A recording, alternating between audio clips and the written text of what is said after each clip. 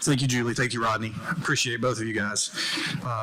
If any of you are doing business in Loudon County or in West Knox County and you're not a member of the chamber, I cannot recommend enough that you need to go talk to these people or any of the other chamber staff here today. Kind of like American Express says, membership has its privileges. So couldn't speak more highly of those two organizations. So to get going, like I said, my name is Matthew Coleman. I'm Director of Managed Services with Centriworks. Just so you guys kind of have an idea of who Centriworks is, I'm going to tell you a little bit about us. So we are a locally owned, Knoxville-based total technology service provider. We are based in Knoxville. We have another branch up in Johnson City, and you'll see that we are experiencing our 60th anniversary this year. So 60 years in East Tennessee. We have 65 employees, basically cover all of East Tennessee, a little bit into Knoxville, and a little bit into Virginia. We are also, last I checked, one of only 2 IT service providers in the state of Tennessee that has a CompTIA Security Trust Mark certification. So that lets you know we're serious about network security. And then we are back-to-back recognized as Knoxville's top workplaces in Knox County. So that is something we're very proud of as well. So to get us going and our speakers here, I'm going to bring up Todd Shepard. He is our Director of IT. He is a certified information systems security professional, and you see he has a lot of other letters behind his name for a lot of other certifications he has. So before we get going with some of the other things, I want to kind of share some terminology with you to make sure we have a shared vocabulary, kind of hit on some of the things we're seeing that's happening out in the scam space that hackers are using. And I'm going to ask Todd to kind of talk through some of that with us as well. So the first thing we're going to hit on is phishing. That's probably the most common business email compromise we see is phishing. I would imagine most of the people here in this audience have heard of phishing before. So you get the email from somebody you've done business with or looks like you've done business with. So Todd, talk to us a little bit about this and how we can recognize this as a phishing scam and what we should do. Absolutely. So phishing, probably one of the #1 ways of getting you to do something that you probably shouldn't do in the first place, right? Some of the things we look for in phishing scams. Take a look at that first sender, okay? Look at that. Does it look legitimate? That's a super, super important thing. Look at the subject line. Is there a sense of urgency that's being presented here? This is a huge piece of the puzzle also. If they're pushing you to do something, they're pushing you hard to do something, pause. The next thing that we look at is, where is that email actually coming from? I don't know if you're in Outlook or whatever the case is, you may see a name. A lot of times it's going to be a name you recognize. Don't take it at face value. Look at that next piece, okay? Where is that actual email pointing to? Because that first little piece of the to portion, super easy to fake. All right, next thing we take a look at is any kinds of links within the body of the email. You want to make sure that you hover over those and kind of see what it is and where it's going to actually take you. Again, super easy to fake. What you see on the email itself may not be where it's going to take you. Now that becomes a little bit more difficult, especially in Outlook, because sometimes it puts some extra things in there, but still, look through there. You can kind of decipher it and make sure that it's going to take you to where you think it's going to go. The best advice there is don't click on any links, okay? Sometimes that's not 100%, it's not something you can always do, but just keep that in mind. Don't hover. Hover over those things, take a look at them, see what's being presented to you, where it's going to take you to, and leave attachments alone. Be super careful with attachments. There are all kinds of extra bad things that can happen to you with attachments. So as we mentioned, 80% of reported security incidents are due to phishing. So again, this is what most people are familiar with and common to. We're going to hit on a couple of the other things that's a little less common that we're seeing more prevalent now, though. So again, with the phishing, we have smishing. So very similar, it's SMS text scams. And so a lot of the things Todd talked about with the phishing go along with smishing as well. Todd, what do you see here and what can we do? Again, I don't know if any of you have received them. I know I've received hundreds of them, okay? And it's not just the U.S. Postal Service. It could be UPS. It could be some other delivery service. Look at those links. Those links are going to be a problem, right? Is that going to take you to where you think it's going to take you? If you don't recognize it, don't click on it. If you know that you've got a package coming in via UPS, go to UPS's website. you can get all your tracking information from there. If you know that this is, if Amazon contacts you in this fashion, don't click on that link. Go to Amazon. You have access to your account, right? And you can track everything from there. So again, be super careful with these. I also recommend on smishing, if you can, and it looks suspicious, on an iPhone for sure, swipe it to the left, delete it. Don't even open it. Why? Because if you open that, you have now notified the person sending it to you that you exist, and this is a live account. That was something we talked about last week. We had some examples of some smishing, and I was like, yeah, just swipe it, close it, because once you open it, they know that they've got somebody. Yep, and you're going to start receiving a whole lot of additional ones, so be super careful with these. Right, so now let's go on to our next one, phishing. So now we're starting to use a little bit more of the AI behind it. So very similar to phishing, smishing. Now we have phishing, voicemail phishing. We use a free software, and Colby, where's Colby? There's Colby in the back. So if you follow us on any of our social medias, you see Colby does a data dictionary where she explores terms that's used in technology to help educate.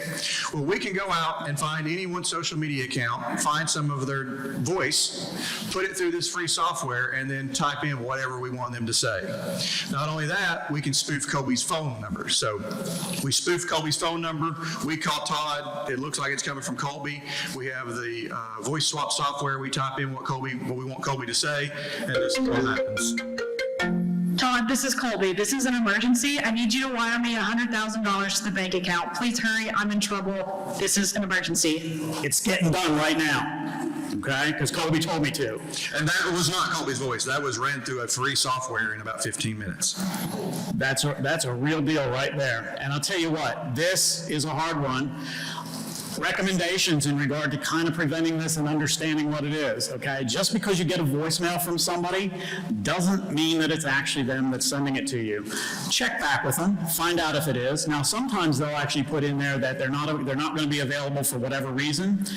One of the things that I recommend for all business is that you have some sort of a phrase that is unique to your business. And people, if you are going to do this, make sure that that phrase is part of something that they have to put into the voicemail in order for someone to actually follow your instructions, okay?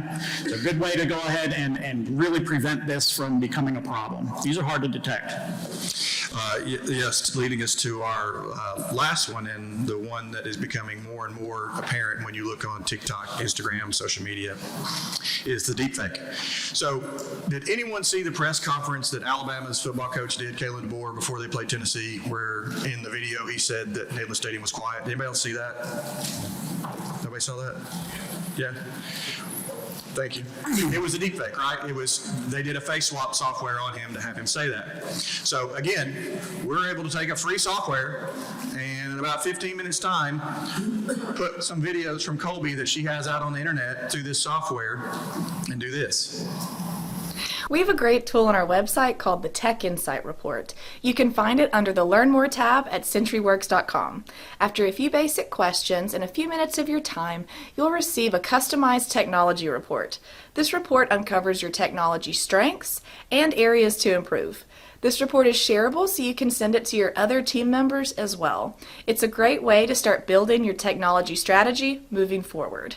If you have any questions about the results, or if you would just like to provide feedback on this report, please feel free to reach out to us. We'd love to hear from you. So again, this is a free software that took about 15 minutes. And you can see there's a little bit of glitchiness there, but you can imagine if I had $500-600 in a couple hours, what I could come up with. So Todd, tell us about this. What do we do here? What do we look for? Well, the very first thing, obviously, is Julia actually called us after we did this and everything, and she asked if Colby would come and do some of her videos and everything for her. No, I'm just kidding. So this is a tough one, and especially as the technology continues to grow and to to get better and better and better. Things we look for, color shifts, okay? Sometimes you will actually see some weird color shifts that go on. You're going, that doesn't make sense. If your brain says something is wrong about this, there probably is something wrong with it. Look at the lips. Are the lips moving? Are they moving in an odd sort of a way? That's where I find most of the deep fakes can be, that I've seen. That's where I usually pick up that it is a deep fake. The eyes are another thing that we obviously take a look at. Now, how do we prevent this? We use AI a lot of times to actually prevent these things from being pushed out there and being made available to everybody as if they are real. There's some talk in regard to doing a blockchain types of things to say, hey, this media was actually created by this organization at this time, and you could look it up on the blockchain. There's watermarking and those types of things that can go on there. But a lot of this is done in the back room. But it's pretty evident if somebody's saying something that's just really off the wall and doesn't make sense to you, you probably have a deep fake on your hands. Go do a little bit of research, go start looking around, go start asking people around you what they think and that kind of a thing. So get some feedback. So Todd, is this something too, though, very similar to your vishing, where you talked about having a phrase that if somebody sends you something like this asking for money again, and that phrase can not only be related to your business, but also your personal life as well, right? Absolutely. And this, again, it's a great way of kind of managing through. So as deepfakes become more prevalent, as we move into the future or whatever, you may have something that you place in there. You know, this one I'm not 100% sure how that's going to work in regard to a business type of a transaction, although we are starting to see some video and that kind of thing. We saw it during 2020 with a lot of people on video cams and people creating all kinds of interesting things there. Wow, that was an interesting time. But just, again, be careful. If it doesn't make sense to you, something's bothering you, listen to yourself. There's a reason that you're feeling that way, okay? Okay, thank you, Todd. So now we've got some shared terminology. You've kind of seen some of the different things that are happening out there, scams. I will guarantee I had some conversations earlier about some of the very similar things with the SMS texting and some things like that that other people have had with the gift cards, you know, the Apple gift cards or things like that. So I think we're seeing it more and more. So I'd like to bring up our next speaker who actually investigates these types of crimes here locally, Sergeant Detective Marty Branam with the Loudon County Sheriff's Office. Sergeant?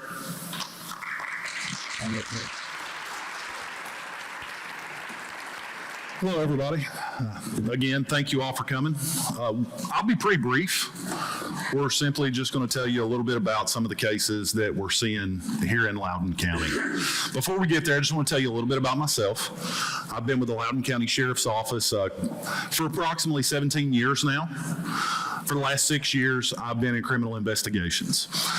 While being in investigations, I was tasked early on, which ended up, let me backtrack for you. I was scared to death of the job that I was going to be put into. I was replacing a detective that now works with Lenoir City in Jason Smith. He worked predominantly fraud cases, our internet crimes, our crimes against children. I remember coming into the room after getting the position, speaking with my lieutenant, again, scared to death. What am I going to get? I'm a small town guy. I'm from Loudon. I'm going to go find your stolen property. I want to find the murderer. I want to find the guy that's been stabbed, right? I'm not very well versed in fraud at this time. Put my head down. What do I end up getting? Exactly that. I get exactly what Jason had. I get the fraud cases. I get the internet cases. So for the last 5 years, I've been educating myself, if you will. Now, at the Loudon County Sheriff's Office, at that time, our investigations division was made up of 4 detectives, a lieutenant and 3 sergeants assigned to working cases. That has since grown, and I feel like AI-related scams has caused that. We are now to 7. Early on, each one of us had a specialty, if you will, that we worked. Like I said, once again, I was assigned to those scams, your internet crimes and the like. Now we have 3 different detectives that work those cases equally. We've had to grow, we've had to adapt. I don't proclaim to be an expert in this field, but I don't believe anybody in here is. And anybody that works in cybersecurity, if you will tell you that it's ever evolving, it's ever changing. So, getting right into it, what we're seeing here in Loudon County, they hit on it a minute ago. We're seeing what I like to call a grandparent scam, if you will. These cases are coming in usually through a phone call to typically older individuals. They're notified through the phone by either someone posing as law enforcement or as an attorney. In these situations, the individual will inform the older individual that their grandchild has been involved in an accident, usually something traumatic, to get their attention right off the bat. They get them locked into the story. They tell them, well, unfortunately, they were arrested for DUI. They were intoxicated. So obviously, we have a care there. You know, we care about our loved ones. We're going to do whatever we can. We're going to take care of them. So as this scam, if you will, progresses forward, they will inform them that they can send a courier to the home to pick up cash to pay the bond, if you will, to get this individual out of jail. And I know what you're thinking. I know a couple of you in the room, our kids get arrested, our grandkids get arrested. One man, sorry to call you out, Chief, I know what you're going to say. He put himself in that situation. It's his fault. We still love our kids, though. We want to help them, okay? He's going to pick up the phone. We're going to pick up the phone. Everybody in here will pick up the phone and verify with that loved one, hey, what's going on? Where are you at? This is where the AI gets involved. When people get curious, when people get cautious, they will then, in turn, put them on with their grandchild, and we've got the voice cloning that takes place.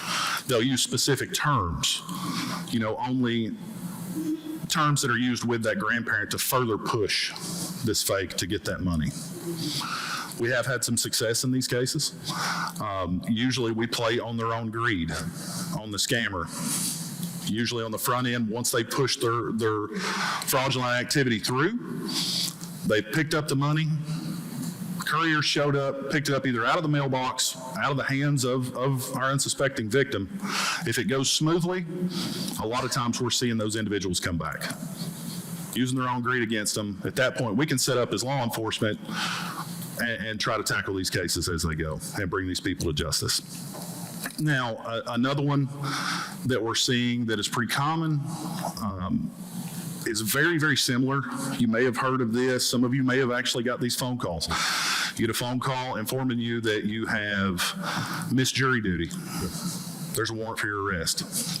It works essentially the same way as our grandparent scams do, except this time, obviously, we're law enforcement calling. Obviously, there's an astronomical amount.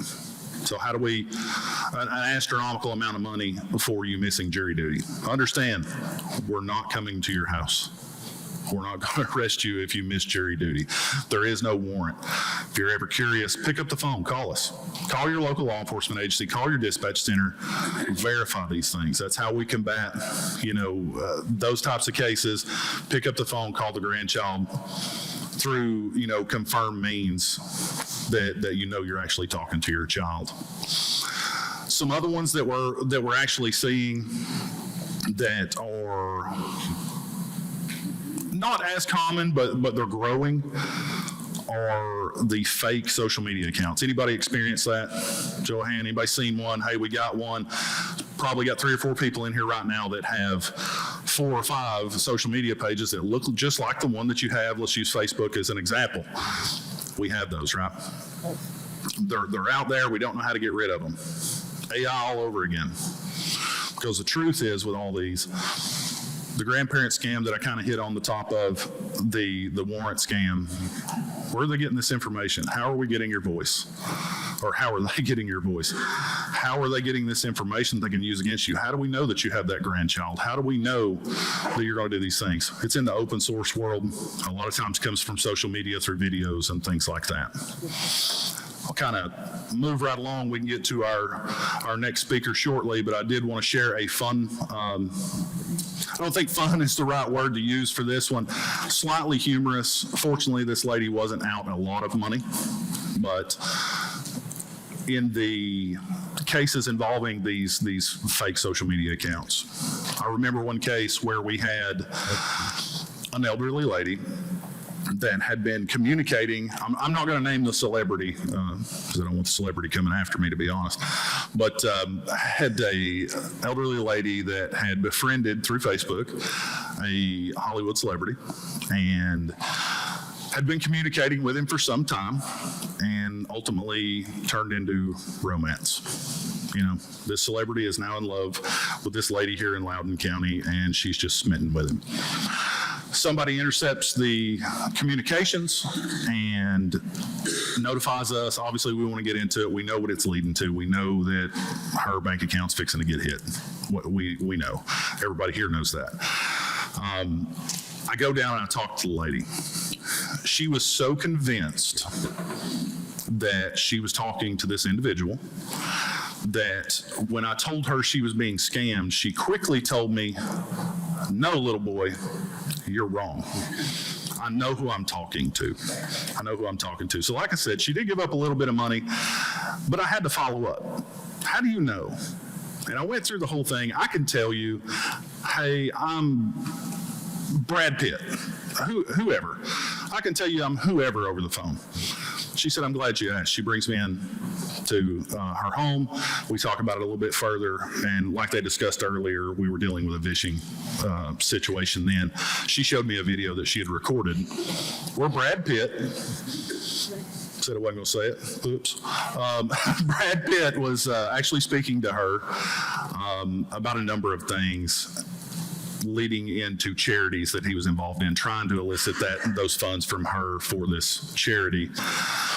But the part that she missed, unlike the one we saw just a moment ago, his lips didn't line up with what he was saying. After, some time, I think it took me about an hour and a half, we were able to get this young lady to understand that this is a computer you're talking to. I'm sorry to break your heart, but Brad Pitt is not in love with you, okay? Don't give any more money. Fortunately, or unfortunately, she did lose a little bit of money, but fortunately, it was a small amount, and we were able to circumvent that off the front. With these types of cases, I'll close with letting you know this. They're ever evolving. We're seeing, 15 minutes, 10 minutes of speaking to you guys today, we could make this 10 days of how much material is out there. Those are kind of the highlights that we're seeing here in Loudon County. Again, be vigilant with these. If you encounter them, question everything that you see. It's the world we live in.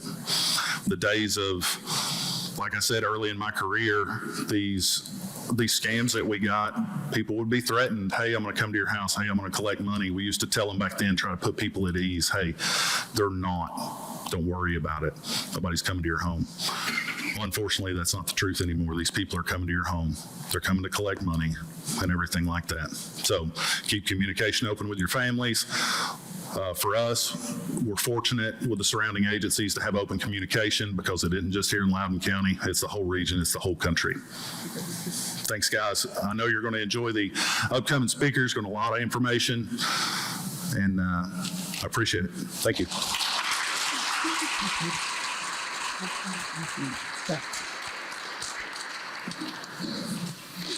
Thank you, Sergeant Branam.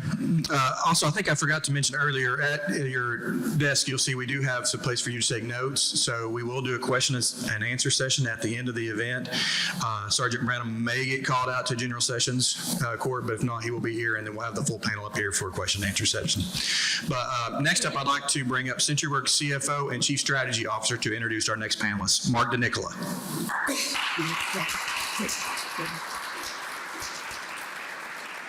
Thank you, Matthew. I first saw our next speaker and presenter at the IT Secure ConnectWise conference in 2020. And the first session of the event was an optional session, a 1 to 4:30 or 5 session on cybersecurity insurance. And there were other sessions, but I signed up for this one. And Matthew and Todd had gone down with me, and they looked at me like I was crazy. And actually, I thought, well, I'll go there. I'll catch up on some sleep during the session.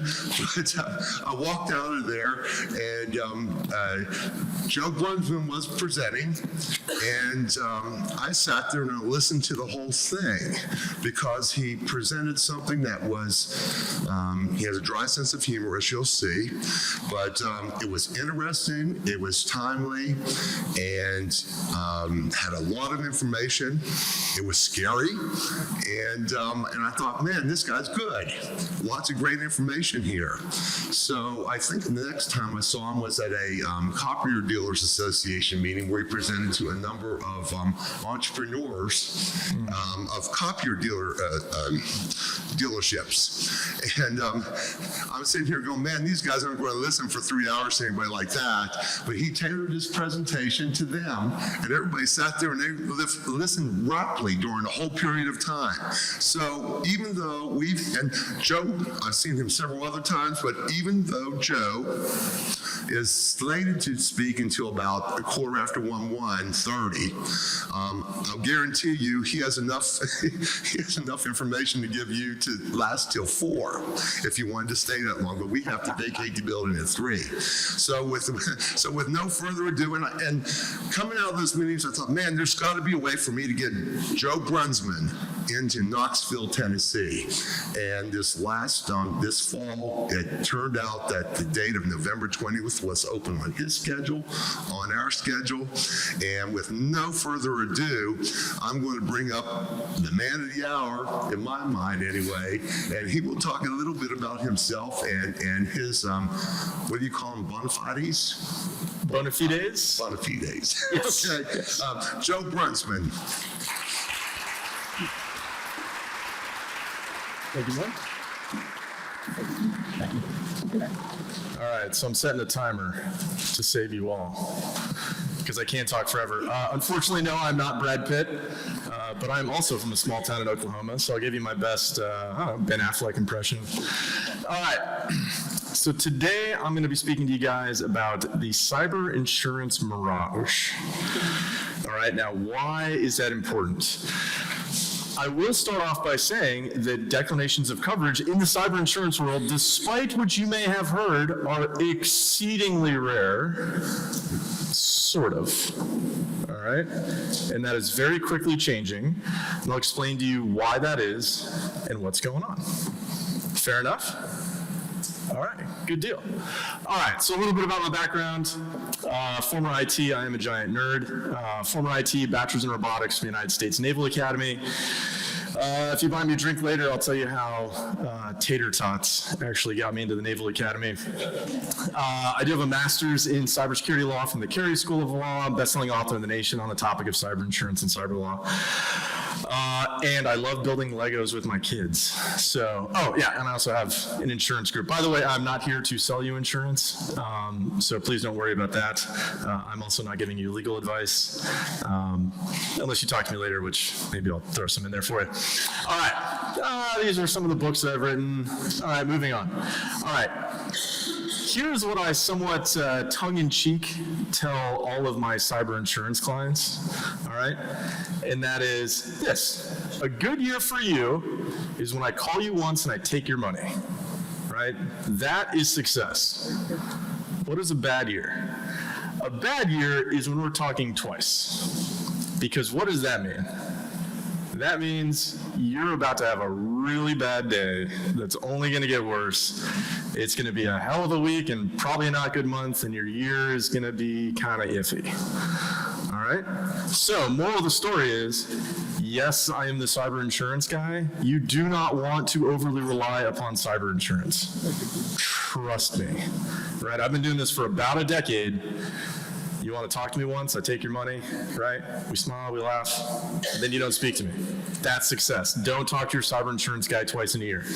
Now, this is some wonderful advice I got from my grandfather, who is one of the smartest humans I've ever met in my life. He dropped out of school in 5th grade to go work. And he once asked me, he goes, "Hey, Joe, how do you know if someone's telling you the truth?" I'm like, I don't know, it's kind of a broad question. And he goes, if it's against their direct financial benefit to tell you something, you have a pretty good idea that that is the truth. So, guess what? The better your security is, your cyber insurance premiums go down. The less likely you are to talk to me, right? The less likely you are to have a cyber event, which means the industry as a whole actually makes less money the better your cybersecurity is. So I will end with this, but I will also kind of somewhat start with this. One way or another, you will increase your cybersecurity. It's going to be the easy way, or it's going to be the hard way. I would highly encourage all of you, please do it the easy way, right? If you get nothing else from my presentation, the easiest thing to do, go to whoever your contact is, right, in the MSP world, and say, hey, you don't have to know anything about cybersecurity. You don't even necessarily have to know what a SIM is, or XDR, MDR, or a PAM solution, et cetera. Just go to your MSP and say, hey, what's the biggest bang for the buck? And start from there. All right, so if you remember nothing else, just go do that. I don't get paid if you buy more cybersecurity services, right? But I'm saying, for your benefit, that's what you want to do. All right. And it's not going to get easier if you wait. I'll tell you that much right now. All right, this world is only getting more complicated. I'll show you an example here in a second. I read cybersecurity laws for fun, as twisted as that may seem. And yes, my wife says I'm a giant nerd, which arguably I am. It's not going to get any easier. All right, it will not get any easier. So go ahead and jump on. All right, first off, if you have a cyber insurance policy, have you actually read your policy? Not seeing a lot of hands. Okay. Well, here you go. As one court stated, you are held to the clear and conspicuous provisions in the policy, even if evidence suggests that you did not read or understand them. Sorry, I didn't write that. Right, but that's the general rule. Hey, this is what the policy says. And you're like, well, I didn't know it meant that. Tough cookies, all right? Again, the law is well settled. It is your obligation to read and examine your insurance policy to determine the extent of coverage, right? So now if we kind of bring in some of the previous presenters and we go, well, is vishing covered and smishing and phishing and all the other ishings that are out there in the world, right? Like, how could you possibly know? Well, I'm actually going to explain that to you guys, all right? And like any good engineer, Understanding Insurance Law 6th edition, if anybody needs help going to sleep at night, highly recommend you buy that book. Make your kids read it. All right, did your agent read your policy? What do you think? Any takers? Any takers? Here you go. The default rule is that agents and brokers have no duty to advise insureds about the adequacy or appropriateness of the insurance coverage they purchase or about optional coverage that might be available. So we end up in this weird world where it's like, hey, you're wholly responsible for this policy. And you're like, I know nothing about insurance, much less cyber insurance. Like, how did we end up in this position? Now, there are some pragmatic reasons why these rules exist, but like fundamentally, I don't really like how the system is set up, right? Because you're supposed to be able to go to your insurance guy and be like, hey, what does this mean? This is what I'm worried about. How do I deal with this, right? That's ostensibly what we're paid for. But it doesn't always work that way. Now, keep in mind, the statistics change, but it's something like 89% of insurance guys last less than 3 years, right? So now to do cyber insurance the right way, what do you need? You need a technical background so you actually understand what's going on. You need to understand insurance law, and you need to understand cyber law specifically. Now, I will say, for me, this has been really a labor of love for at least 7 out of the 10 years I've been doing it, because any one of those avenues, you can make more money than just doing this thing. All right. So now sit there as a business owner and go, okay, how much does your cyber policy actually cost you? All right. So let's say you're a small, medium-sized business. Maybe you get $1 million policy. It's like $2,500 a year. Now for you, that's something that could completely tank your business. You could go completely out of business if you get that wrong. but you don't really know that much about it. Now, from the insurance guy perspective, he probably makes 10% of that, or his agency brokerage does, so that's $250. And if he's employed there, maybe he makes half of that. So that's $125 pre-tax that he's making on something that could destroy or protect your business. Right? That's why I'm saying, hey, as a business owner, you got to understand at least the fundamentals of this stuff. Make sense? Everybody having a good time so far? I know. Half the time I present this stuff and people are like, man, that whole becoming Amish thing is like looking pretty legit these days. You know? World War III launches, you're like, yeah, I'll go milk the cows. You know? Military's computer network goes down, you're like, no, I'll make some candles. Like, seems pretty awesome. Anyways, here's cyber insurance in a nutshell. It's actually not that hard. Anybody in here love cars? Anybody in here like a car person? Yeah, all right. So it's like if we sat on the side of the road and I was like, hey, what kind of car is that? And you're like, oh, that's like a mid-sized crossover SUV hybrid. And I'm like, okay, well, what's that? And you're like, you know, you go on and on and on. At the end of the day, what do they all have in common? Minus those weird, do you guys have those trike things here? Like those weird, like little three-wheeled monstrosities? Okay, that's an abomination against God. But that notwithstanding, what do they all have in common? Steering wheel, seats, four wheels, gas pedal, brake pedal. Cyber insurance is very much the same way. So I'm going to teach you in about 10 minutes. You are going to know more than your insurance guy about cyber insurance, and you're going to know the right questions to ask. Seem like a deal? All right. Two sides to a cyber insurance policy. First-party coverage, third-party coverage. Right? So you have two sides, 4 buckets, terms, conditions, exclusions. That's it. Once you know the overarching framework of how these things are constructed, now you can ask the right questions. Now you can go to the right people and say, hey, what are you worried about? So if you're the CEO, you're probably like, what happens if all my clients leave after a data breach or a ransomware event? If you're the CFO, you're probably not worried about that. You're probably more like, what if we wire a whole bunch of money to a bad guy? Am I fired? Right? If you're on, say, like the computer side or the technical side, you would go, what happens if all of our hardware gets bricked? Right? Each part of the business is going to have their own different considerations. Now that you know how this works, you can go to those people, say, hey, what are you worried about?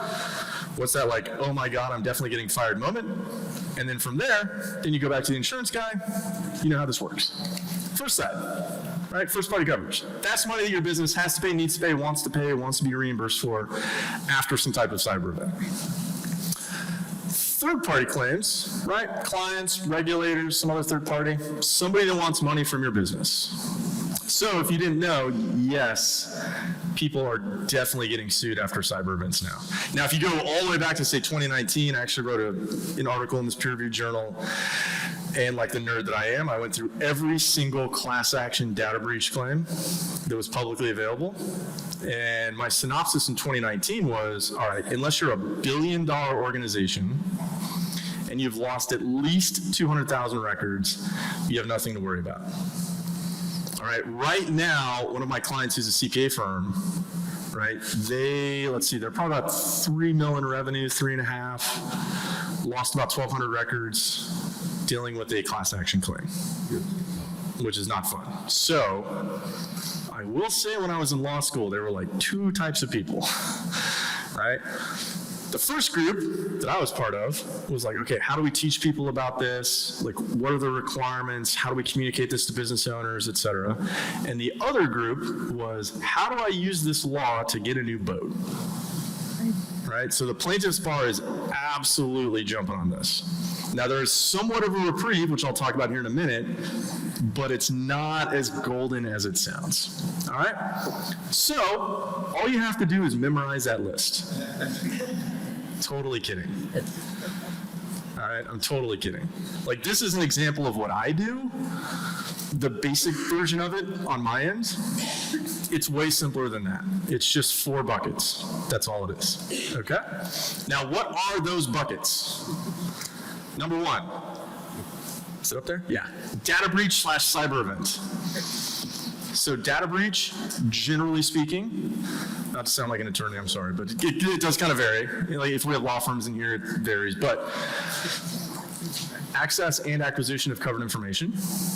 All right, generally like healthcare information, PII, person identifiable information, which also includes driver's license numbers, by the way. So please stop giving away your driver's license if you're gonna like return something. Please stop doing that. All right. And you know, like financial information, and then PCI card information is the easiest way to explain that. All right. What's a cyber event?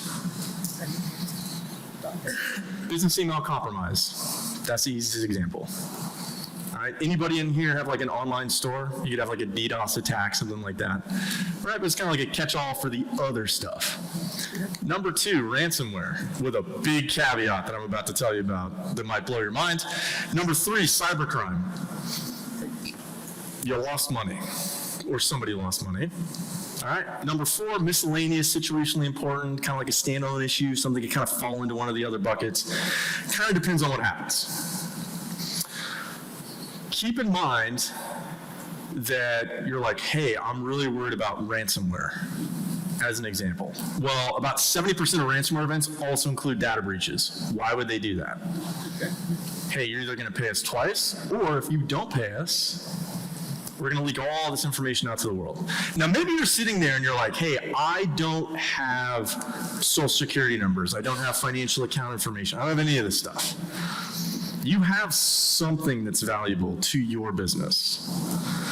So you have somewhere client lists, renewal dates, right? Contracts and the amounts. So funny enough, I actually made a video. I have a YouTube channel, by the way, if you want to punish your children, make them watch that. And I was talking actually about this claim, and guess what was just publicly available to everybody? It was like, hey, who are their providers, all the contract information, when those contracts renew, what all the prices were, et cetera.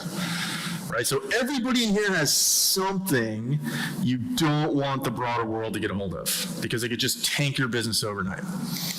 Now, data breach / cyber event. What are you looking for? What are the big ticket items here? All right, attorney, forensics, hacker damage, right, if they damage your system, breach notification, credit monitoring, business interruption reimbursement. Anybody have an idea of how long your business interruption is going to be if you have a data breach? 10 days, you think? Okay, so once again, be very careful reading the studies. I love those things I nerd out on. But if you actually get into the modeling data that they use, so like what businesses did they use to actually create that study, sometimes it's all over the map, right? So like if you ever heard that, what's that thing that was going around a while ago? Like 3.86 million was the cost of an average data breach. All right, so I was in the Navy for 12 years, so I feel guilty when I'm sleeping. So I was like, hey, I'm gonna go track down that number. Like, where did that come from? 3.86 million, where was that? Literally came from some Department of Commerce flyer that they put out, and they didn't cite their source. It's like, I had no idea where that came from. But suffice to say, like, your business interruption, I've seen it all over the map. What's a ransomware event gonna cost you? All over the map. We literally have no clue. I had a $25 million business that got ransomed for $5,000. I had a $2 million business that got ransomed for $10 million. It's like, it's kind of all over the map. Suffice to say, the moral of that story is, sometimes the only way to win the game is to not play the game at all, right? Or do everything you reasonably can to just not play that game. And I will say, I have had events where the negotiator is talking to the ransom guy, and they go, hey, I'll be back tomorrow, I'm going swimming. And then we just sit there. And there's literally nothing you can do because everything's encrypted. You got nothing left. Game over. So you sit there and you can just start calculating like, all right, per day my business makes this. I guess I'm out that. All right. Regulatory fines and penalties. Ransomware. Attorney, forensics, ransom payment. See that big red star? There's a huge caveat to that ransom payment. I'm going to talk about it a little bit later. But suffice to say, You don't want to be that little asterisk, all right? Hacker damage, business interruption. You'll see notifications, credit monitoring. Why? Because I spoke about before. A lot of ransomware events also include data exfiltration, regulatory fines and penalties. Cybercrime. What do you care about? We get tricked into wiring money somewhere it's not supposed to go. Or what if a bad guy gets into our system, starts sending out like fake invoices, right, with fake bank account information, and people who are supposed to be paying us, and ends up going to the bad guy's bank account, right? That's really what you care about. Those first two buckets that I spoke about, data breach, ransomware, very well ironed out, right? With a few exceptions, if you buy a policy from a Lloyd's affiliate, which is out of London, sometimes they use some funky words, but the gist of it's all still there. When you get to this part, man, you better read what those say. You better read. So if you come to me and you say, hey, I'm really worried about social engineering, I want coverage for that, I would ask you, what are you talking about and what does that mean to you, right? Then we'll reverse it. It could be something entirely useless. Like, hey, if a bank is unilaterally tricked into sending your money somewhere it's not supposed to go, we got $1 million for that. And it's like, all right, well, they just violated God knows how many SEC red flag laws. They're going to reimburse you faster than they can ask you. All right, that's totally useless. Right, but you're probably looking for, right, this. Be careful about those terms. Once again, read. You'll see some kind of like random stuff, some legacy coverages. So like if a bad guy racks up a long distance phone bill, if that's still a thing. Is that still a thing? I don't think it's a thing. But you'll see some legacy coverage in there, wire transfer fraud. Just make sure your business credit cards, just see what kind of protections you have on there. That's always a good idea because generally the consumer protection laws that apply to like our personal credit cards, debit cards, etc., don't necessarily fall over into the business credit cards. So it'd be a good question to ask. Right? Just call your card carrier and be like, hey, what happens if X? Because you don't want to be on the hook for that. There we go. Miscellaneous, situationally important. These are things that can be like a standalone issue. Maybe it kind of falls into one of the other buckets. It sort of just depends on what happens. Okay? So, reputation damage. Maybe you're worried about that. You go, hey, what happens if our name gets in the news? Clients flee. Right? Now, I will say, typically speaking, you're going to get about 180 days to make up that delta in revenue. But here's what we can't account for. What happens if somebody goes onto a popular search engine, they go to look at your website, number one's your website, number two is data breach notification, number three is sued by XX, whoever. I've had that happen to clients, huge dent in their business. And that's just not insurable, right? We cannot calculate how much business would you have gotten that you could potentially lose for the lifetime of your business because this event happened. All right? Business interruption, dependent system failure, what does that mean? If you guys are reliant upon some third-party provider for you guys to make money, and they go down, it's not your fault, they just happen to go down, you can be reimbursed for that. Right, and you'll see some weird stuff that kind of pops in there, like discrimination coverage. Don't use that, don't rely upon that. You'll see like voluntary shutdown coverage, breaking coverage, subpoena assistance, that type of thing. Now, why have better cybersecurity? Why is the insurance guy up here saying, you don't want to talk to me twice? There's a bunch of changes coming into the cyber insurance market that frankly have to happen. And they are going to happen, and some of these you might already have on your policy, you just maybe don't know about it yet, all right? Changes in the legal landscape, those intra-breach stressors that you've probably never thought about, and those post-breach stressors that you've probably never thought about. And I'll get into that. Because over the last decade, suffice to say, I've dealt with many breaches, and ransomware events, and social engineering scams, et cetera. All right. Changes in cyber insurance policies. These are things you need to watch out for because they're doing everything they possibly can to get these onto your policies. Now, everybody here freaks out about the actual application, right? Filling out the actual application. The legal standard, right, has to be something called a material misrepresentation. It honestly almost never happens unless you just blatantly lie about something. And kind of the easy answer is, I mean, I don't get paid to say this, but like, you have to get an MSP. It's too complicated, right? I'm a former IT guy. I have an MSP for my business because I'm like, I don't get paid to deal with my network, right? I get paid to stand on stage and make everybody slightly cry on the inside. So, critical vulnerability exclusions. So if I said to you, if I was like, hey, by the way, buried on page 85 of 90 of your cyber policy, right? If you have a CVE with a CVSS of 8 or greater, you have 14 days to implement that patch, and if you don't, and you get hit, well, you have no coverage. Sounds like Greek. Right, what does that mean? You have this vulnerability in your system, and it's a big one, and it doesn't get patched. You might not have coverage. Now, most people don't know what a CVE is. They don't know where to find the CVSS of a CVE, unless you're a nerd and you're like scoping the MITRE Corporation. They have a website to do that. But suffice to say, when your MSP goes, hey, let's talk about patch management, suddenly it went from boring to actually very, very important. All right? Next, legacy hardware and software exclusions. So all of you folks out there running that edition of Adobe that's like 10 years old, there you go. All right, you have to plan for this stuff. You got to plan for it. So, you know, hey, this software is going to be out of date in 6 months. This piece of hardware is going to be end of life in 6 months. You honestly just have to talk with your MSP and be like, all right, how do I budget for this? How do I make this happen? All right, because if it's not on your cyber policy now, which it may very well be, you just don't know about it, it's definitely coming in the future. All right, so you got to just get it done. Right, what did I say in the very beginning? The longer you wait, the harder it gets. It's not going to get any easier. It's very true.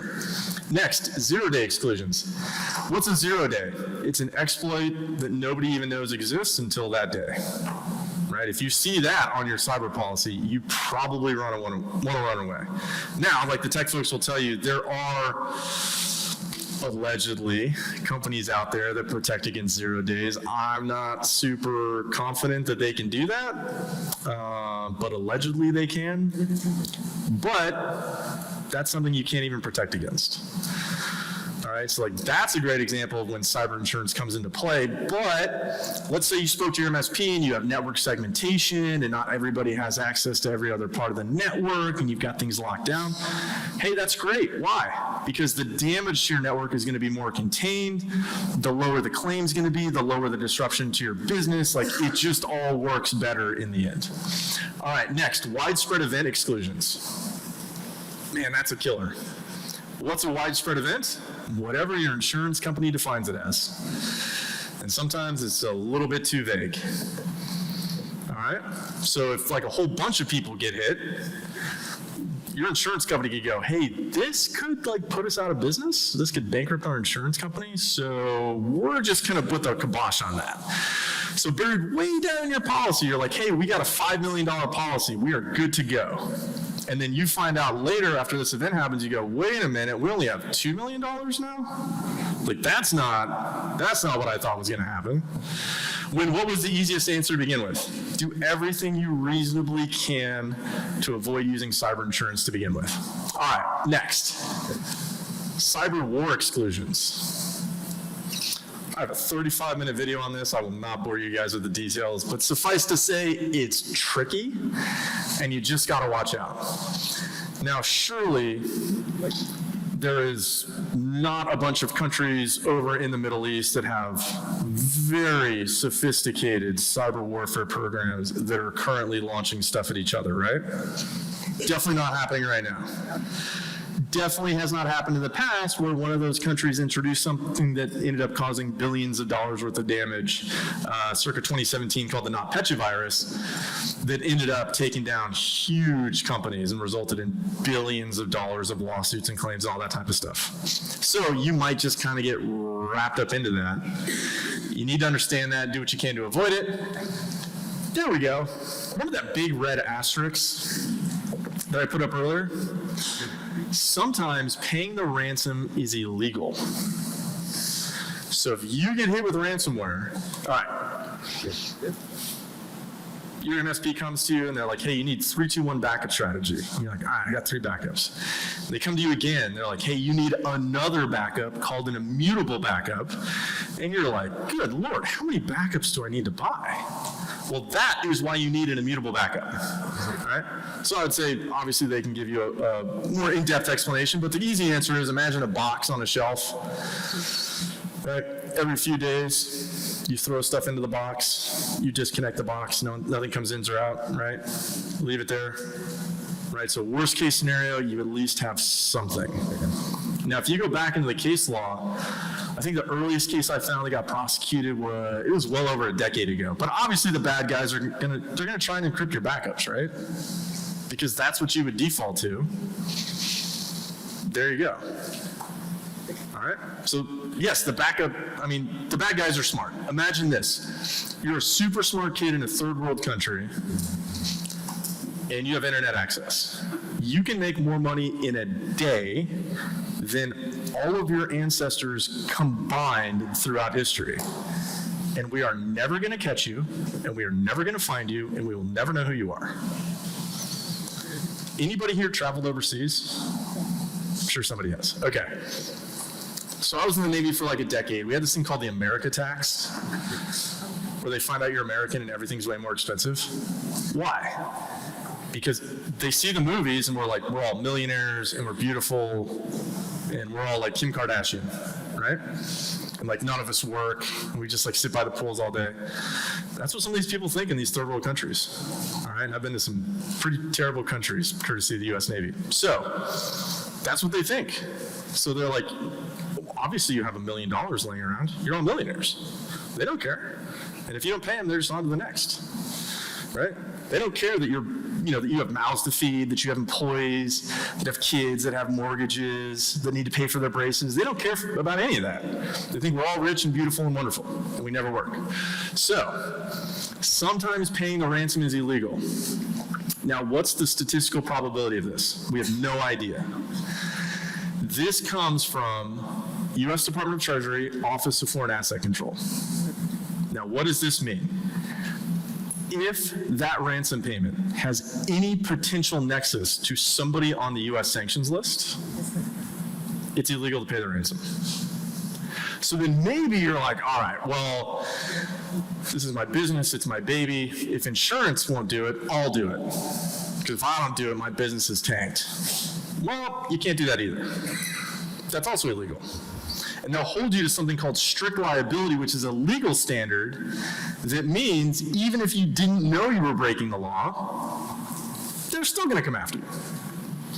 Right, with civil fines and penalties, potential jail time. By the way, civil fines and penalties also unlikely to be insurable. So it's just a no-win situation at that point. Right, we have no idea what the odds are, but sometimes the only way to win is to not play the game. So do everything you reasonably can to increase your cybersecurity. Social engineering. This one's getting sneaky. Why? If you go back, well, I guess I'm getting old now. If you go back about 6 years, man, I could ask for anything on a cyber policy. I'm like, hey, you want $2, $3, $4 million of social engineering coverage? Cool. All I got to do is ask. We got it. Now, not so much. Why? Because, as the good Sergeant Detective was saying earlier, they're just losing a lot of money. So we went from untold millions I could get, now it's like $250,000 the top, probably like 100K is really kind of where we're seeing everything going. And insurance companies are losing buckets of money, so what are they doing? Hey, hidden on page 75, before we reimburse you for this loss, you effectively have to what? Have a policy that is written and published and signed off on that before any wire transfer goes out, you have to have two-person integrity, right, to a known entity, and you had to call them, and it had to be a pre-established bank account, and on and on and on, which means what? That insurance company is totally getting out of that. And yes, they're doing everything they can to put those exclusions on policies.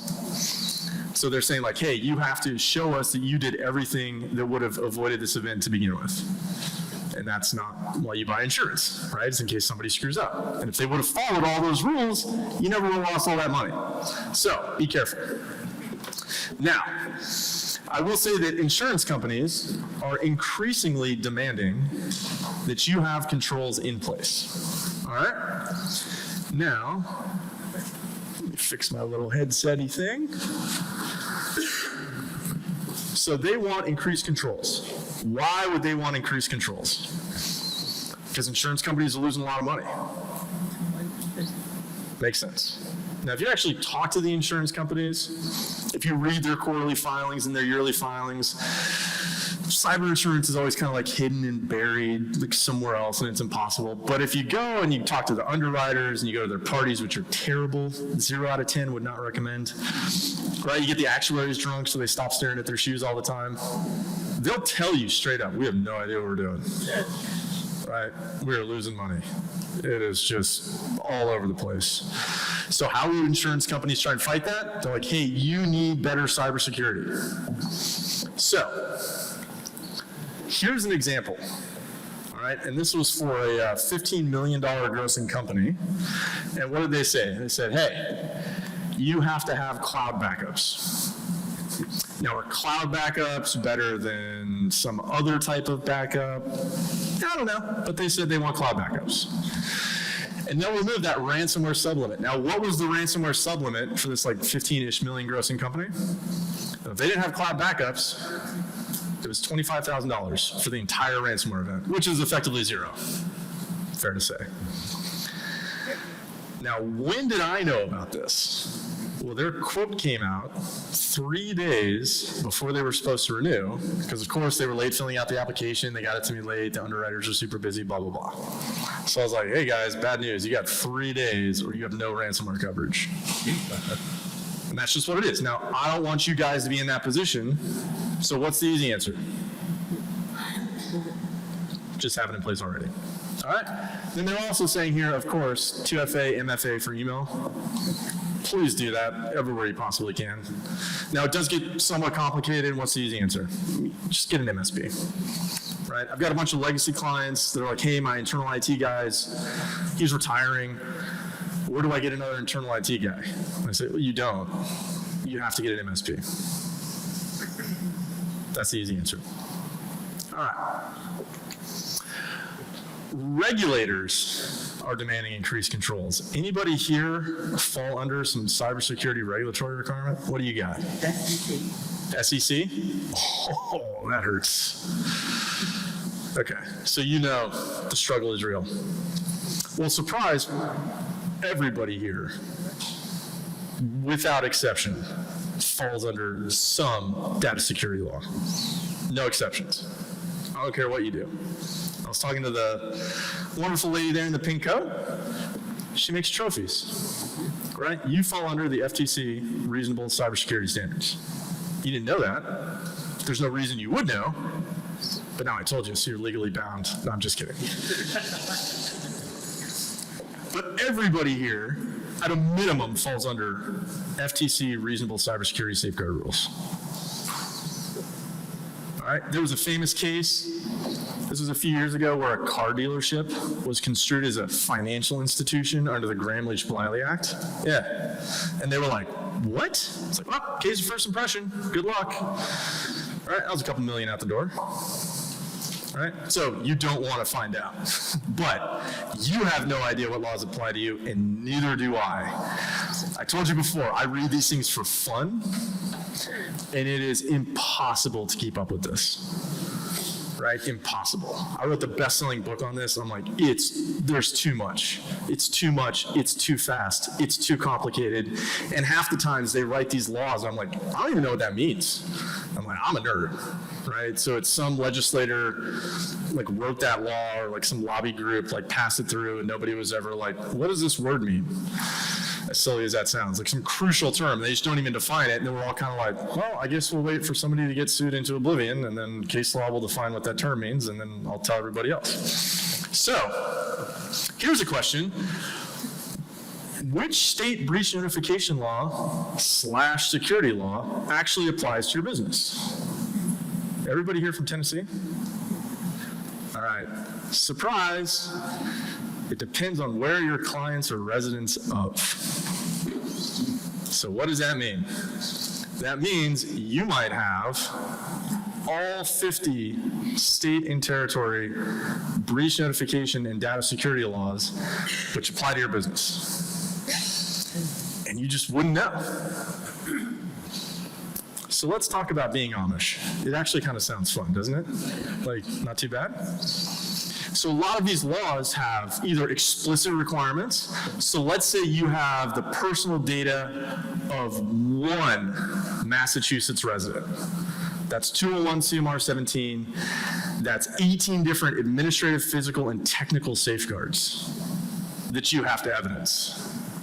So I have another business that's in Pennsylvania that had 2 residents of Massachusetts that were clients. Guess what we're dealing with right now?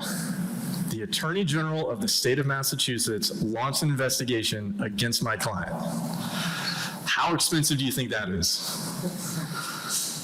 Way more expensive than the MFA that they should have had on their system. I told them. Would have saved them, right? But now they got to deal with that. Right, now you add in federal sector laws, SEC. That hurts. That hurts. All right, you have all these federal laws, sector laws, et cetera. I could wax poetic for the next 3 hours, which I won't kill you guys with. That's what my YouTube channel is for, to put you to sleep. But, like, here's an example. Right? I pulled this a couple months ago. This is just kind of like the major, more upcoming stuff. You'll see Tennessee Information Protection Act. Anybody know what that is? I got one. Anybody else? Tennessee. We got 2. So we got what, 2 out of 100 about? Something like that. However many people are in here. Right? It's too much. It's too hard. And by the way, if you're like, hey, I'll just go to my local business attorney. Well, odds are he passed the bar exam before data privacy law even existed. And if you want to blame anybody, blame California, because they wrote the first breach notification law and set up these wacky systems. Also, maybe you're sitting there, I should just add this in because I'm, really killing the mood here. Let's kill it a little bit more. Hey, you have a cloud provider, right? Let's say you're like, okay, I'm going to put it in the cloud, right? Well, let's say the cloud provider gets breached. All your clients' information, all your good stuff goes out to the world. Who's responsible for that? Blame California. You are the data owner, no matter where that information resides. They're just the data holder. So what's their legal obligation under all 50 state and territory breach notification laws? All they have to tell you is, my bad. Sorry about that. This thing happened.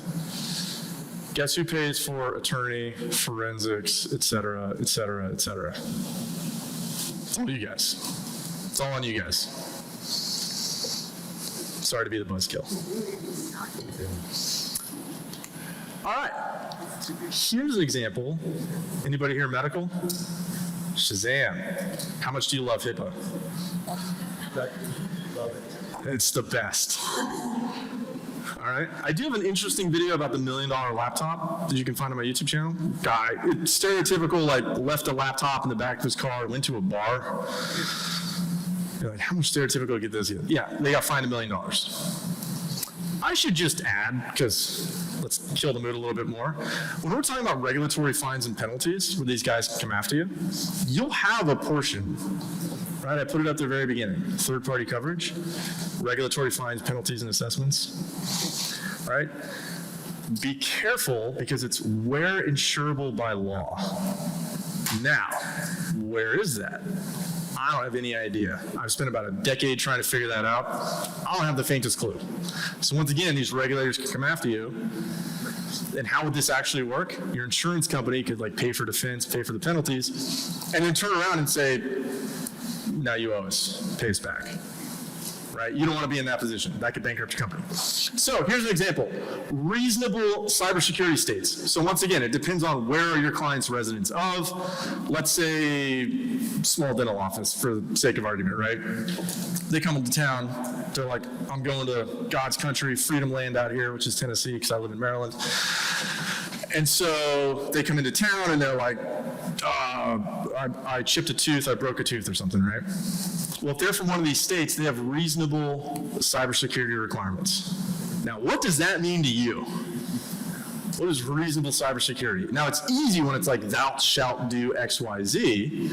They're like, okay, well, let me just take that to my MSP, I'll get that figured out, blah, blah, blah, check the boxes, move on.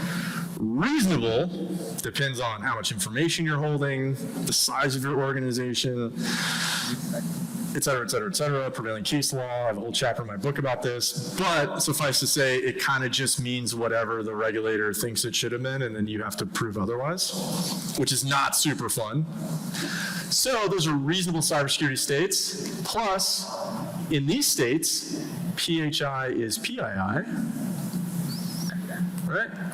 So now, if you combine those, boom, there you go, right? So ostensibly, if you have clients from those states, well, now their state attorney general can come after you under their own breach notification and data security laws. That's a bummer, right? And then obviously under high-tech, you have state attorney generals that can enforce this stuff anyways, so that's never fun. So you see how it just kind of gets like worse and worse and worse and worse? Yeah. All right. Now, cyber class actions. I do have some good news for you guys. And then I'm going to cut you off at the knees. But for like the next 30 seconds, I swear I have good news for you. All right. Now, scale of data breach class actions exploded in 2023. This is from Dwayne Morris. If anybody's interested, like every year they put out this like 700-page compendium on class actions. Generative AI, it's going to make those class actions a whole heck of a lot easier. So you got to worry about that. 45 new data breach class action claims filed every month. Now remember, go back to 2019. I was like, hey, unless you're a $1 billion company, you lose at least 200,000 records, don't worry about it. Now it's game on, and my clients are dealing with this, so like by extension, I'm also dealing with this on behalf of my clients for all this stuff, and it's just not fun. All right? Now, I did talk to one insurer who's dealt with a few of these, and I was like, what is this costing at the end of the day? They're like, minimum, probably like 900 grand, right? That's for an SMB. Ergo, if you are going to get cyber insurance, one, do everything you can not to use it, but two, probably add an extra $1 million in coverage there just to be safe. Now, what was that good news I was talking about before I kill the mood once again? Boom, Tennessee, new legal standard, shielded from those if you're a business, unless the event was caused by willful, wanton, or gross negligence. Yay! That's good news, right? Awesome. Happy fun time. So now the guy with the law degree has to be buzzkill and say, all right, well, what is that?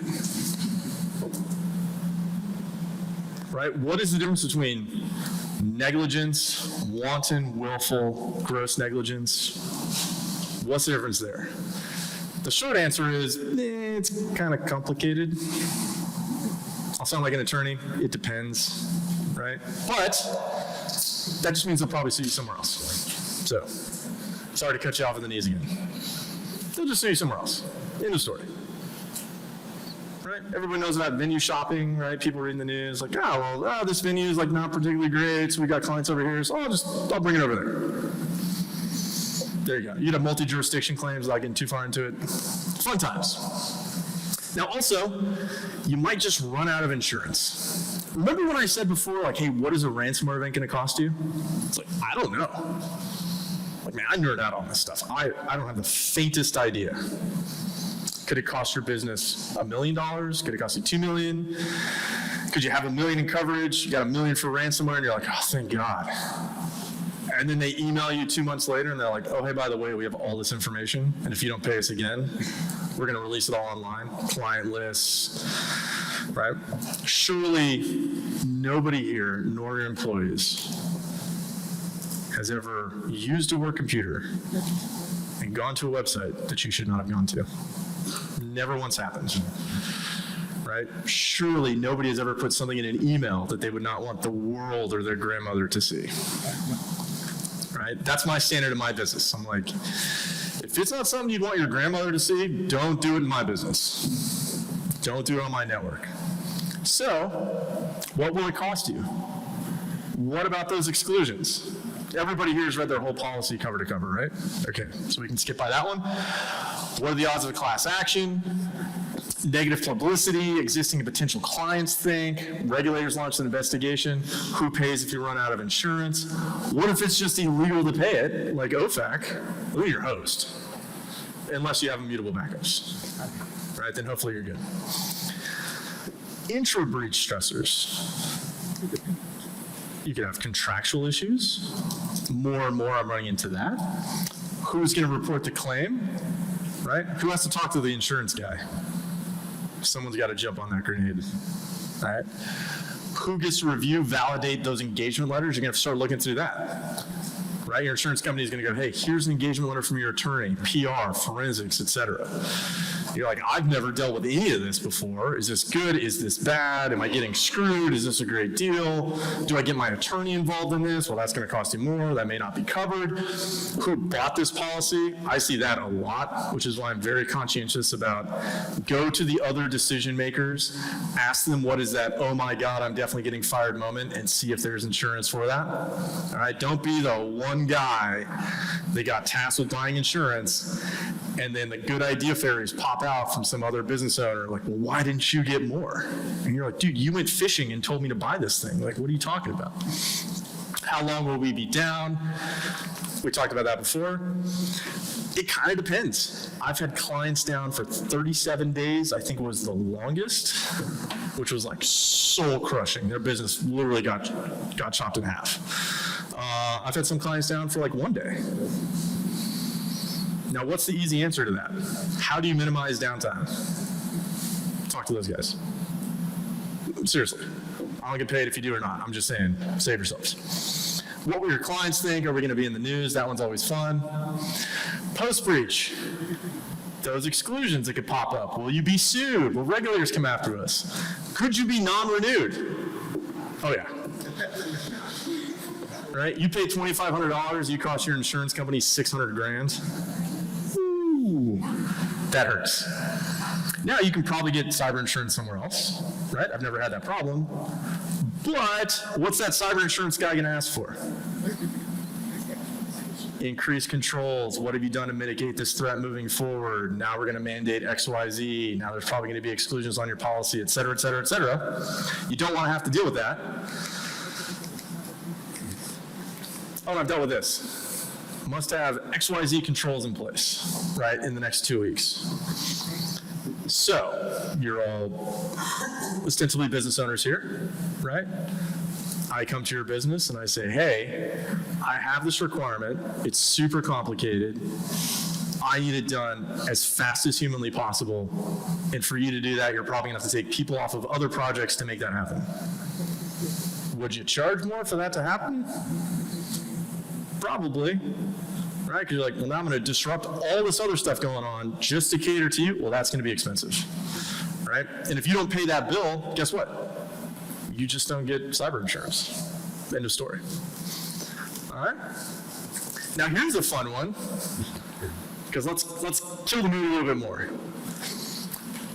These guys got sued because they didn't pay the ransom. Right? I told you, those attorneys, man, they're tricky. Never trust them. Never. Wait, any lawyers in the room? I was like, if there is, don't trust that guy. No. So, how do you get sued for not paying the ransom? How is that even possible? Let's talk about it real quick. All right, I still got time. What results in more harm? This is the question. Paying the ransom to avoid disclosure of your client's social security numbers, et cetera, or the potential ongoing identity theft suffered by clients. So the clients are like, hey, you didn't want to pay this $5 million ransom because it was just cheaper for you to give us breach notification credit monitoring, and then what, you just get to wash your hands and I got to deal with a lifetime of potential identity theft? That doesn't seem fair. Now, I think we would all agree, whether it's a potential legal standard or just an ethical standard, we all have a duty of care to our clients, right? We're all working on that assumption, like, hey, you pay me, I'm looking out for you, I'm taking care of you. So here are the basics. Failed to protect PII, criminals who perpetrated the breach stole the private information that they're going to sell, so the company failed to provide any assurance that it paid a ransom to prevent data from being released on the dark web. They just offered credit monitoring. This is straight from the lawsuit, by the way. So this is from Black Suit, and this actually got published and sent to all the clients. So it's like, hey, I took their name out because I don't want to put them on blast, but they provide software solutions. Here's what we stole. Remember, management does not care about you or your personal information. So if you got that, how pissed would you be at this random company that just happened to have your stuff because they're a throughput to somebody else? You're like, I didn't even know these people had my information, and then it got stolen, and now I got to deal with all this identity theft stuff, and I got to, credit free, I got to spend all this time, and I got to worry about it forever, and they just sent me a letter with but yet another free year of credit monitoring. So this is what's going on. Now, what's the meat of the argument? They knew the risk existed. They failed to implement those appropriate safeguards and controls. 1 year credit monitoring is not going to do much. Here's the crux of it. Data security breaches have dominated the headlines for at least the last 2 decades. And it doesn't take an IT industry expert to know it. So they're saying, hey, this business, they're not IT experts. They knew this was a risk. How could any person not know this was a risk? Right? They've all been to the venue in Lenoir, Tennessee, and listened to Joe speak. So now they know. Right? You remember that willful negligence standard that I was talking about before? Well, I'll be a little bit of a buzzkill again. Right? How could you prove? Right? They're like, hey, you guys know about this. Do you read the news? Like, of course you knew this was going to happen.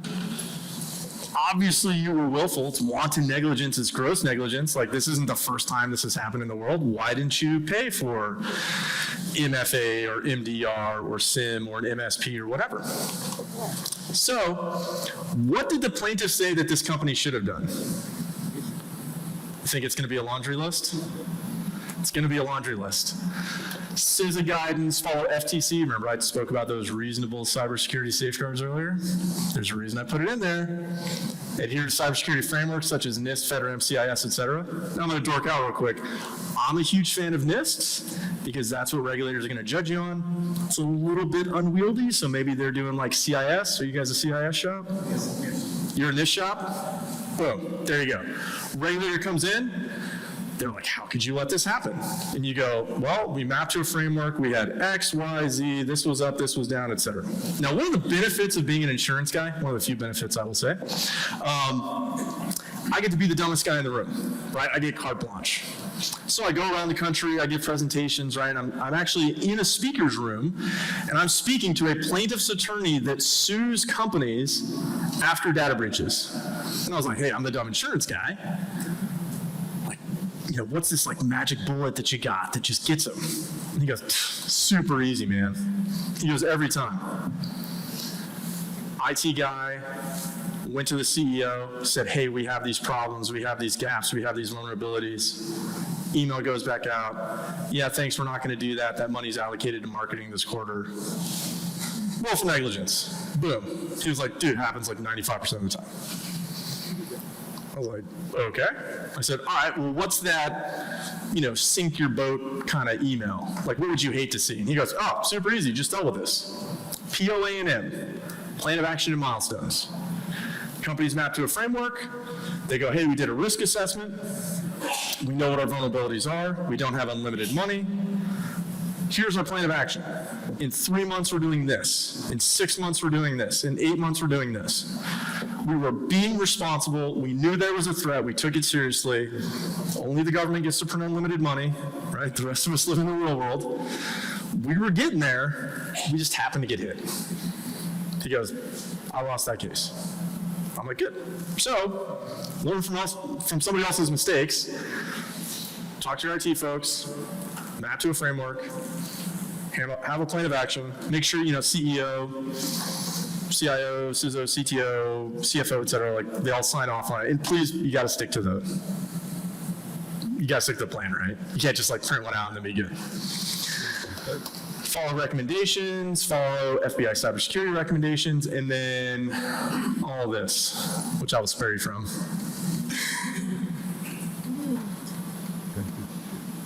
Include IT pros and security discussions. That's those guys over there. There you go. Right? And they're saying, hey, here's this laundry list of stuff. There's all these resources out there, and you didn't do any of this stuff. That's a bummer for that company. Okay. Cause of action, negligence per se. Right? What does that mean? Hey, you violated this FTC Act by failing to use reasonable cybersecurity safeguards, which all of you fall under, by the way. Right? I talked about that enough. All right. I'll just end on this. Internal threat actors, supply chain attacks. You got that rogue employee out there? Anybody in here a government contractor falling under CMMC? All right, because if you are, there's a whistleblower provision in the False Claims Act where they can get 30% of what the government takes from you. Also not insurable, as far as I'm aware. All right, rogue employees, you gotta watch out for that stuff. I've seen some outlandish things come across my desk. I had a firm up in Ohio. They did a tax return for a local politician who decided to run for, I'll say, federal government to keep it vague. And one of their employees goes, this guy's a dirtbag, he's lying, and you know what, I'm gonna prove it, and I'm going to release all of his confidential tax information online to prove it. Guess what happened to that $5 million CPA firm? They were sold in 3 days. Game over, end of story, one guy tanked that business. He also went to jail. But doesn't really help the business owners who spent a lifetime building that business. All right, so just be careful. One, it helps your business if you have an event, like, hey, it can only spread so far. That's good, right? Less cyber insurance money paid out, keep the business up and operating. Mucho bueno. But also, you have to know, there's something called an innocent insured provision inside of cyber policies. I mean, it gets super complicated, but cyber insurance may not pay for that. All right? So when you talk about user permissions, network segmentation, right, all the nerd stuff, it's actually really important that you do that. These supply chain attacks are crushing people. All right, we've already seen that. I've already dealt with probably 15 supply chain attack cyber issues.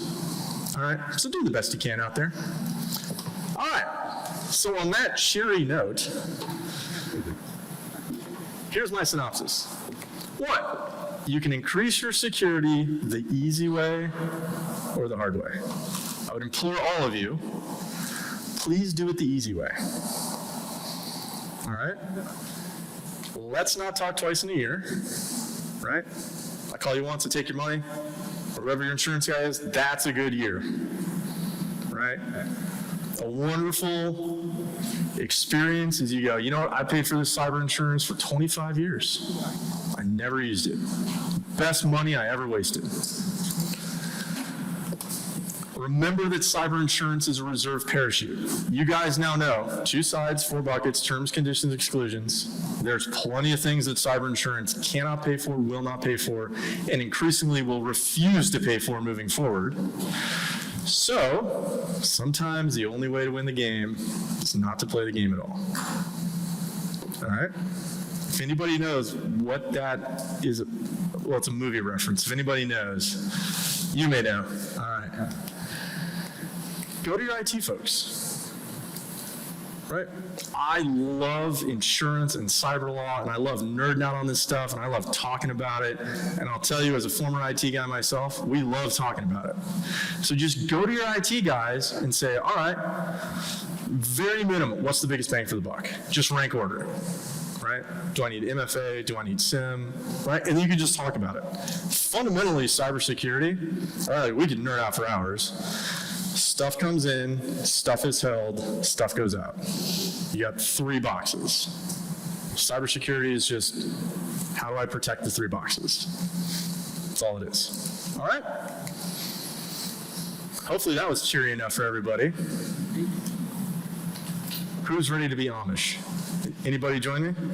All right, folks, that's all I have for right now. I think we're doing questions here coming up. Yes, thank you, Joseph. So I'm going to bring the rest of the panelists up real quick. Thank you.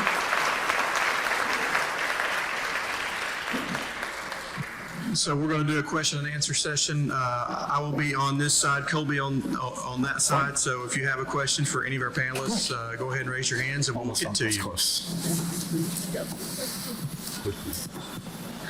What would you consider to be the best bang for your buck in relation to security for your company? Fantastic question.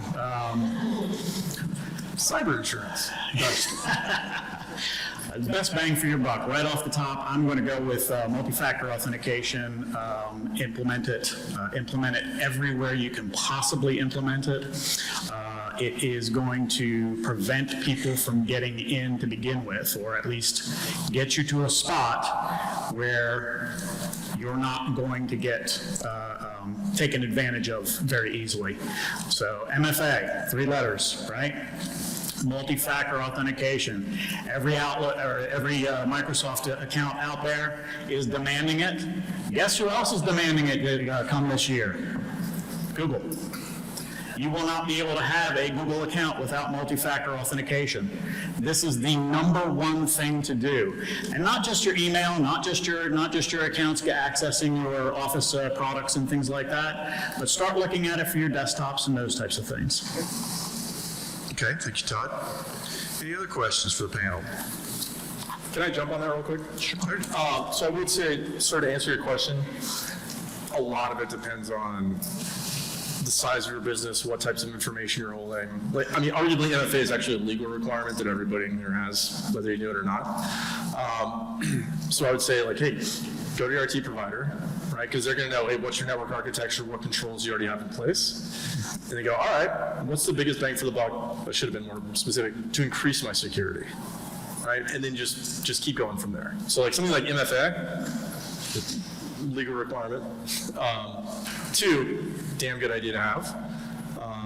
I'd actually get my weekends back if everybody was doing that. But then 3, yeah, just talk about, hey, where am I at? Where do I need to be? Like, have a risk assessment, right? Whether it's qualitative or quantitative. I'm sure you guys do those. Absolutely.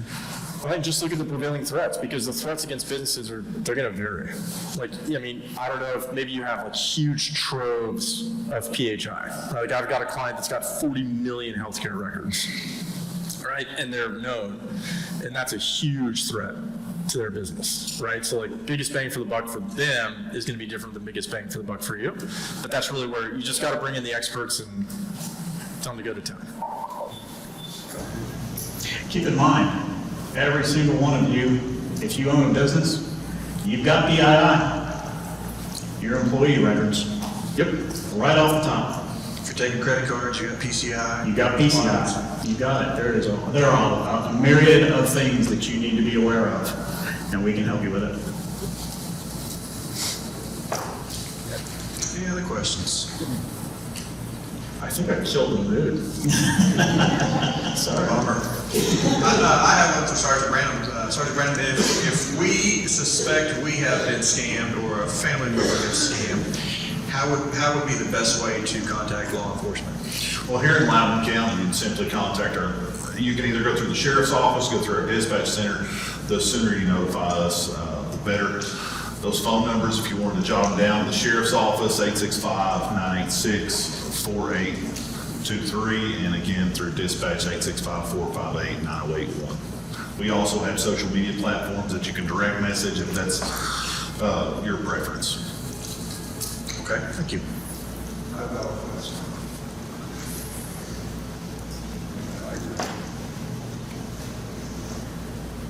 Okay, so, Joe, you specifically put up there a bullet point about, can you hear me now?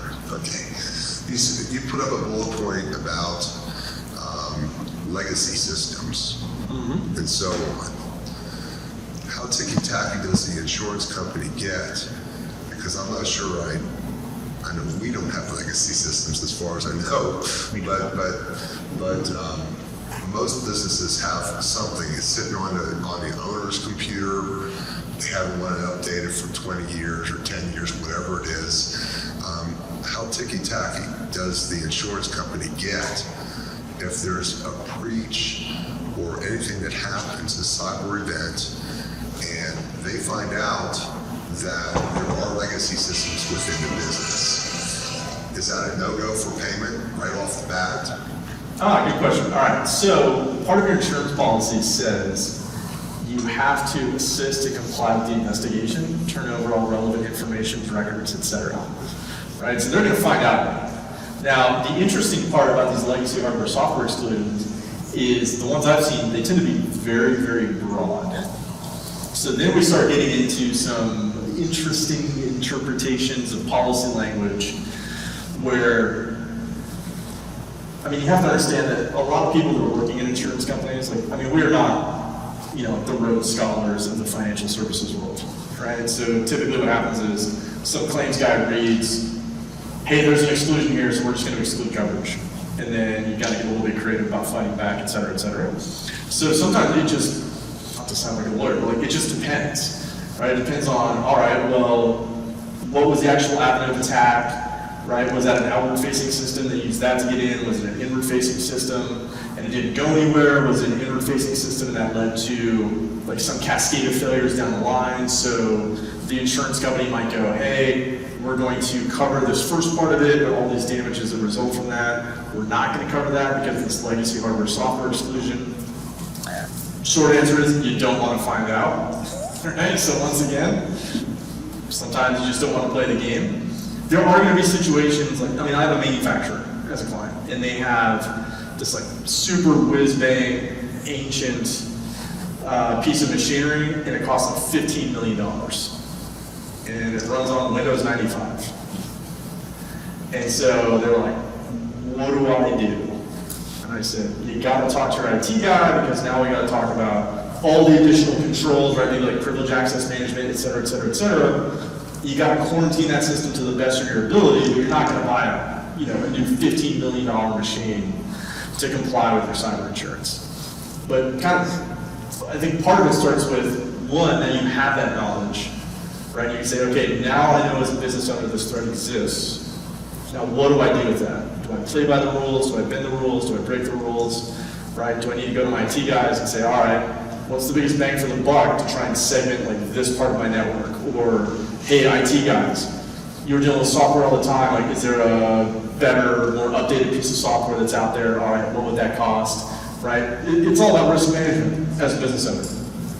Right, you go, hey, there's this myriad of threats to my business. As a fellow business owner, there's a never-ending list of to-dos, right? And then my wife always seems to top that off. But nonetheless, right, I would say once you have the knowledge, go forward, right? And say, all right, can I eliminate this risk and go worry about something else? If you can, I would say, yeah, check that box, right? Pay the money, go worry about something else. Okay, good question. Speaking of, talking about legacy systems, just FYI, Windows 10 is no longer supported as of October 2025, so now's your chance to get ahead of that. Any other questions? To be fair, Windows 10 was terrible.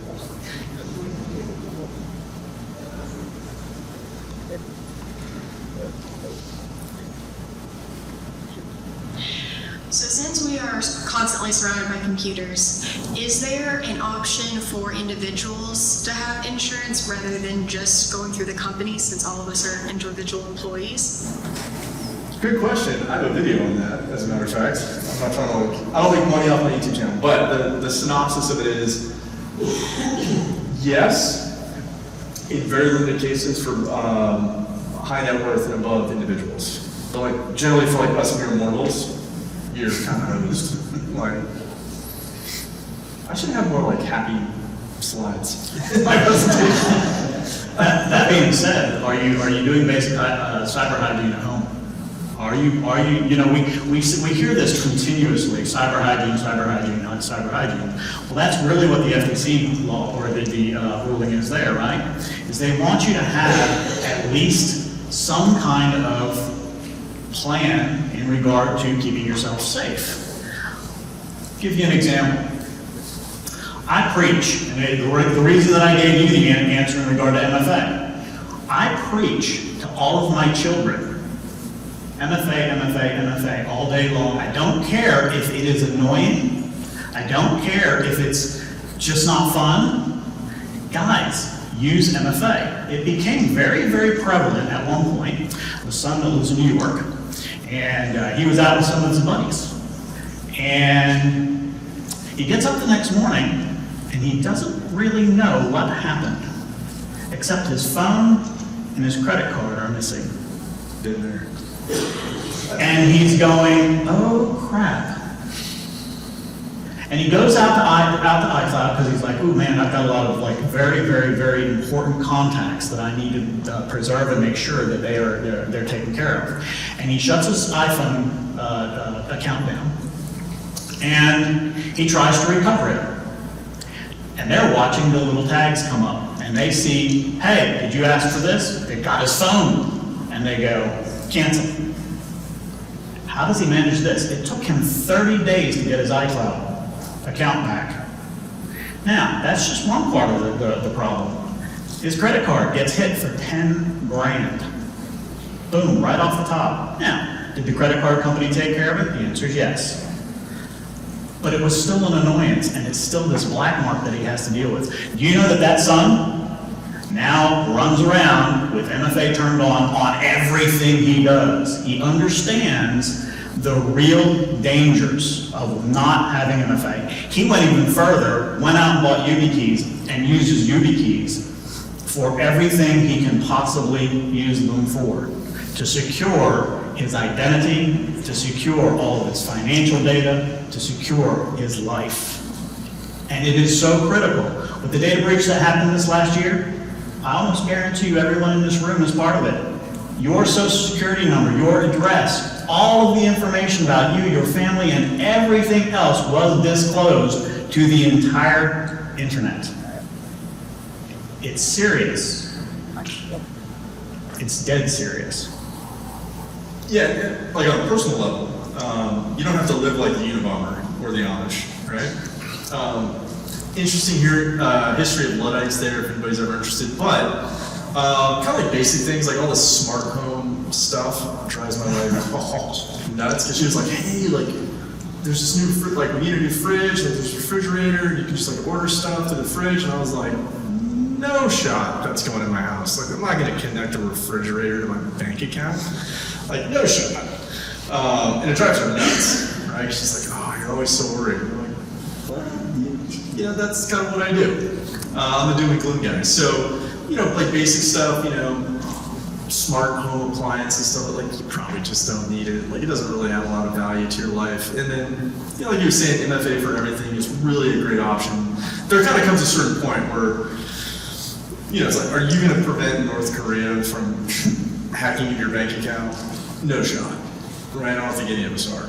But kind of the most common threats where people, you know, hit those stumbling blocks, they talked about it earlier, right? The vast majority of the incidents that I deal with, it's very simple. If somebody got tricked, they opened an email they weren't supposed to, and then disaster struck, right? So I'd say, I think the number you had there was like 80%. In my experience, it's actually probably a little bit higher than that. But just like basic stuff, like, you know, you don't need a smart trash can, you know, like a smart can opener, any of that. You know, I drive a Tacoma, same bonnet in on that engine from like 1996, got an LCD clock in it. Like, yeah, pretty basic stuff. But yeah, you know, just like keep it simple in your life, and then kind of makes the rest of your life a lot easier. Yeah, I would tag onto that with that stat, 80% of business email compromises come through phishing. A simple anti-spam, anti-phishing application connected to your email. That would be really low cost, really low lift. Arguably a legal requirement. Just kill them a little bit more. Yeah. Yeah, that was it. I mean, The basics will definitely save you. Just want to talk or ask about the values of standalone cyber policy versus an endorsement on a bot. Okay. Generally, I'd say, and I'm not like a general insurance guy. Like I'm super focused in cyber, tech, I used to be EPLI, but that stuff bores me to death. Such as the job. I'd say, like, generally, if you have the endorsements that I've seen, they're not big enough. They don't have enough of the actual coverage features, like as far as the 4 buckets go. And then generally, like the first side is typically like not very well covered there. So I would say, most cyber policies are actually, it's still pretty cheap. Shockingly so, and the reason for that is there's so much private equity money, and there's so much insurance industry money getting poured in, because kind of like the concern that insurance companies have is, well, if we don't do this, then like someone like me is going to come in and like take over all the other policies because I look smart on one thing, right? I'm like, well, I don't do any of that other stuff because I find it super boring. But at the end of the day, just buy a standalone cyber policy, right? Because you're like, all right, maybe it costs $2,500 a year, right? Well, it's like, well, what would you pay for a reserve parachute if you were going skydiving? I'd pay $2,500, right? So it's like, hey, just knock it off the business owner's policy, get a standard cyber policy, there you go. Without dorking out too hard, there's something called a mutually repugnant other insurance clause, so you want to make sure you don't have overlapping coverage. But, it all, at the end of the day, it just depends on who you report it to, right? That particular event, so I'd say just buy a standalone cyber policy, right? Something like, I don't know anything about your business, but like if you're an SMB, AdPay, CFC, Coalition, those are 3 pretty good providers that tend not to have anything wacky on them. Pretty good prices, great policy forms, good policy language. Yeah. But they're all still going to require that cybersecurity be in place. Yeah, funny. Wait, there's no law firms in here. But I was just writing a cyber policy for a small law firm, and then AdPay, who used to be like super easy, they went, oh no, this is a law firm of any size. We now want the full application plus a ransomware endorsement, and like they must have these minimum 15 controls.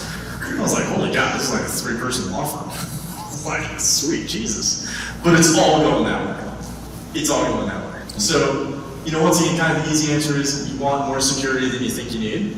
And that makes the cyber insurance, the regulatory requirement, all that stuff a million times easier. And it's honestly just like one less thing to worry about. Right? So if you think about, hey, like this linchpin of something I can do as a business owner that makes the rest of my life easier, that takes a whole bunch of additional concerns off the plate, it's cybersecurity. And I'm the insurance guy, so. I see exactly what Joe is talking about, because I see these cyber insurance policies from time to time from our clients asking us to fill out or help fill out those questionnaires that they're asking. And yeah, they get more complicated as time goes on, so. We're seeing a huge change there.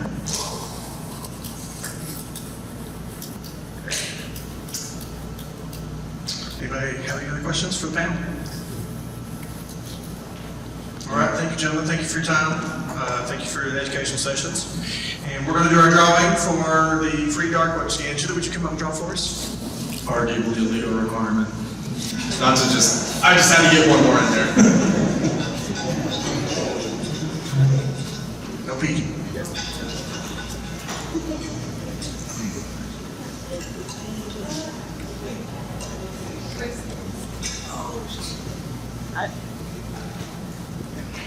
Brett Hurst, Southeast Bank. So we're going to do a dark web scan for you, and then I'll get with you and give you your dark web scan report. And then we go over it together. Wait, you're at a bank? Yes, All right. we're using all that. Okay. How savvy are you on Graham Lynch Blighty Act and qualified individual requirements? That's for compliance. How familiar am I with it? You know it's important. Oh yeah, so How about that? I'm not trying to like put you on the spot, but this is just like another example of there's so many cyber laws. As an example, under the Graham Lynch Blighty Act, you can be construed as a financial institution if obviously if you're a bank. if you're a car dealership, I spoke about that before, but now they have this new requirement where, hey, somebody has to be the qualified individual. What does that mean? That ties in with a case called Drizzly, where they say, all right, somebody at this business is ultimately responsible for cybersecurity. Who is that guy? Well, according to this Drizzly case, this was a case of first impression, it was the first time where they personally sanctioned the CEO because of this super obscure cybersecurity issue that dealt with essentially encryption that was cryptologically broken. And effectively what that case says is, hey, for the next 10 years, we're going to follow you, we're going to demand all these requirements, we can come in whatever we want, we can do all these things, demand all these reports, you have all these additional controls, and by the way, this will follow you no matter what business that you go to. So right now, they're trying to go after healthcare under this qualified individual rule as well. And there's personal sanctions against CEOs, so yeah, just because you're a CEO, they could come after you personally, so.